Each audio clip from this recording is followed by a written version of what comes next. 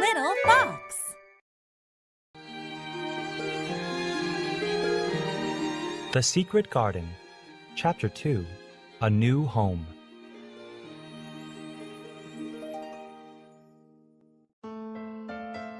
Mary did not miss her mother at all. After all, she had not really known her mother. So now, after the death of her parents, she thought only of herself. She hoped she was going to live with nice people who would let her do whatever she wanted. At first, she was taken to the home of the local English minister. He had 5 children who were always quarreling and snatching toys from each other. Mary hated staying at their crowded, messy house. She was so disagreeable to the children that after the first day or two, nobody would play with her. One day, Mary was playing by herself under a tree. She was pretending to make a garden just as she had been doing the day cholera broke out. One of the little boys, Basil, stood nearby watching her. "You are going to be sent home at the end of the week," Basil said to her. "And we're all glad about it." "I'm glad too," answered Mary. "Where is home?" "You don't know where home is?" Basil said scornfully. "It's England, of course. You are going to live with your uncle, Mr. Archibald Craven." Mary frowned. "I don't know anything about him." "Of course you don't. You don't know anything," said Basil. "But I heard Father and Mother talking about him. He lives in a big old house called Misselthwaite Manor. No one goes near him. He's a hunchback, and he's horrid." "I don't believe you." Mary turned her back and stuck her fingers in her ears because she didn't want to hear any more. But she thought it over a great deal afterward.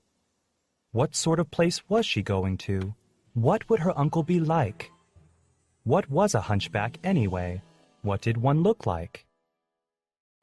Mary made the long voyage to England under the care of an officer's wife who was taking her children to boarding school. The officer's wife was too busy with her own little boy and girl to pay much attention to Mary. In London, the officer's wife handed Mary over to Mrs. Medlock, the woman who was the housekeeper at Misselthwaite Manor. "My word, she's a plain little thing," exclaimed Mrs. Medlock. "And we'd heard her mother was a beauty." Perhaps she will improve as she grows older, said the officer's wife. The 2 women thought that Mary could not hear them because she was standing a little apart from them, but she heard every word. She thought Mrs. Medlock was the most disagreeable-looking woman she had ever seen. The next day they had to catch the train to Yorkshire.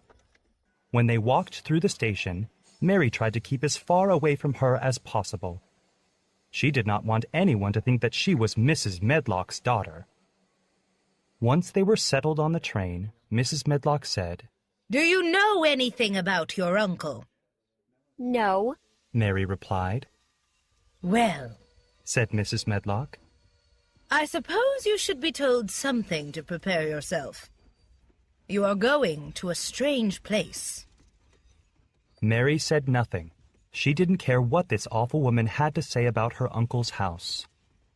"The house is 600 years old," said Mrs. Medlock. "It's on the edge of the moor, and there are nearly 100 rooms, though most of them are closed up and locked." Mary began to listen. It sounded so different from India, and anything new interested her. But she did not want to look interested. "Mr. Craven has a crooked back," Mrs. Medlock went on. "He was a sour young man, and did nothing good with his money and his big house until he married." Now Mary was really interested. She'd never thought of a hunchback as married. "His wife was a sweet, pretty thing, and he would have done anything for her. People said she married him for his money, but she didn't. And when she died—" "She died?" Mary exclaimed. She remembered a fairy tale about a poor hunchback and a beautiful princess. Suddenly she felt sorry for Mr. Craven. Yes, she died. Said Mrs. Medlock. And that made him even stranger. He cares about nobody. He won't see people. Most of the time he travels, but when he's at Misselthwaite Manor, he shuts himself up in the West Wing. He won't let anybody near him but his old servant Pitcher. Mrs. Medlock was right. Mary was going to a strange place indeed.